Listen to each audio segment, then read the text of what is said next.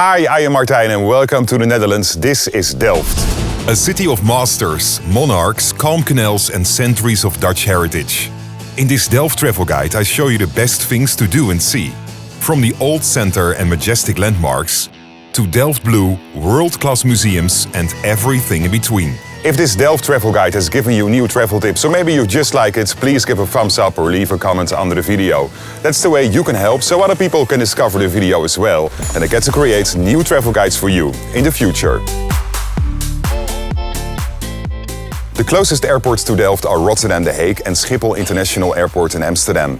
Rotterdam-The Hague lies around 8 kilometers from the city center. And to travel to the city you can use a taxi. The journey takes about 20 minutes and costs around 25 euros. There's also bus 33 to Rotterdam Central Station.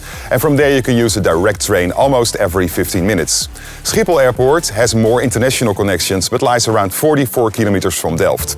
There is a direct train. The journey takes around 45 minutes and the ticket will set you back 13 euros.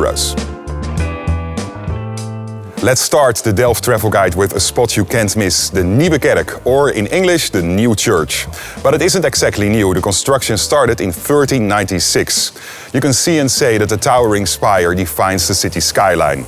But what truly makes it special is who lies beneath it. It's the final resting place of William of Orange, the leader of the Dutch revolt against Spain and also the founding father of the modern Netherlands. After his assassination in 1584, William was buried here. And since then, the church has become the royal burial site for the Dutch royal family.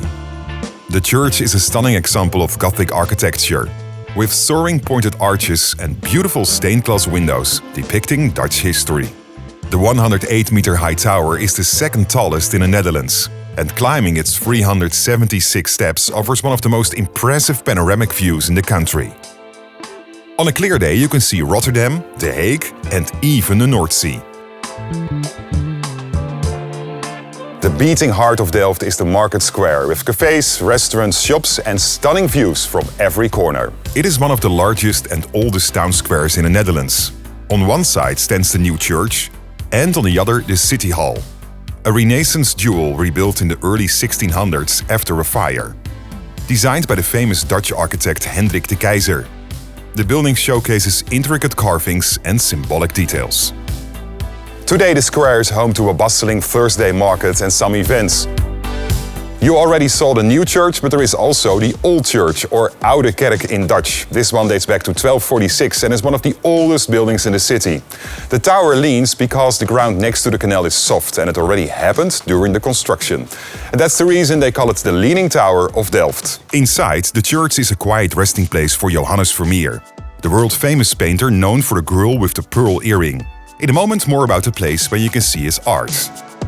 The church's Gothic interior is rich with history. Naval heroes, scientists and politicians are all buried here.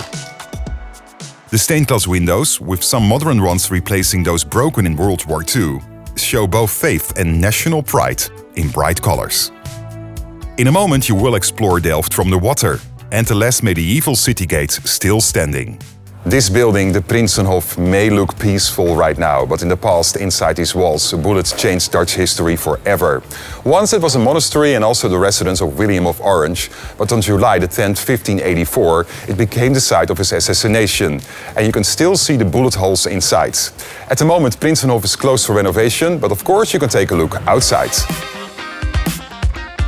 A famous artist was born in Delft a long time ago, Johannes Vermeer, and he lived here his entire life. Only 37 of his works survive today, and you can visit the Vermeer Center with high-quality reproductions and interactive displays. The center explores Vermeer's techniques, use of light, and the social world of 17th century Delft that inspired him. It's time to see the city from a different perspective with a canal cruise. Glide past charming 17th century houses, stone bridges and hidden courtyards. You will also get stunning views of the famous Old Church. The tour lasts about 1 hour and you can also book a private tour. There are several departures each day and you can book your tickets with the link in the description under this video. If Delft feels like a fairy tale, this might be why. This is the Oostpoort, or Eastern Gate in English, and it's the only one of 8 medieval gates still standing. Built around 1400, it has 2 round towers on each side of a main arch with thin pointed tops. In the 1800s, when Delft was modernized, most gates were torn down, but this one was saved, most likely because it was so beautiful. If you have ever admired those beautiful blue and white plates or tiles, they likely came from Delft, home of the world-famous Delftware. Founded in 1653, Royal Delft is the last surviving factory from the city's golden age of pottery. Here you can see master painters at work, explore galleries tracing Delftware's evolution, and visit a museum with historic collections and royal commissions. The garden and cafe provides a quiet escape, and you can even paint your own tile in a workshop. The place where Delft gathers to relax and enjoy life is the Beestenmarkt. In English, the animal market. And yes, indeed, this was the place where livestock was traded in the past. And the only cow left is this one. The square has transformed into a lively social hub, surrounded by leafy trees, historic buildings, cafes and bars. It's a favorite spot, especially during warm afternoons and lively evenings. If you are looking for a hidden green oasis, then you certainly have to visit the Hortus Botanicus. It was established in 1917, originally designed to support pharmaceutical and technical research. Today, the garden houses over 7,000 plant types from all around the world. You can visit the former canal house of Paul Thetar van Elven, a 19th century painter and professor, which is now a museum.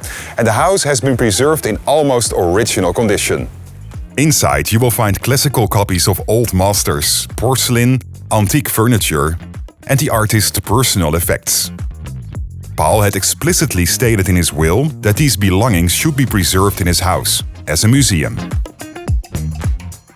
Delft is not only known for its rich history, but also for its innovation, from cutting-edge science to sustainable design. And Radius is the place that shows exactly how art fits into that story. It's located underground inside a former water storage. The space has been transformed into a modern exhibition hall with a cool bunker-like atmosphere. Radius focuses on the relationship between art, science, ecology and climate. A building with an explosive history is the Gunpowder House, dating back to 1660. This was the place where Delft used to store black powder. It was built to withstand fire and heavy blast power. And it's not open that much, so you have to be a little bit lucky. At least the surrounding area is nice for a stroll. What is the best time for a visit? I think between May and September. The weather can be pleasant, just like today, with longer days and temperatures between 15 and 30 degrees Celsius. And even with the slightly lower temperatures, the city is a wonderful place to visit in autumn and winter. Please give a thumbs up, thank you so much when you like this Delft travel guide. And if you don't want to miss new episodes, just subscribe on my channel. It's totally free and it enriches your view on the whole world. Tot ziens. Ciao. Hasta luego.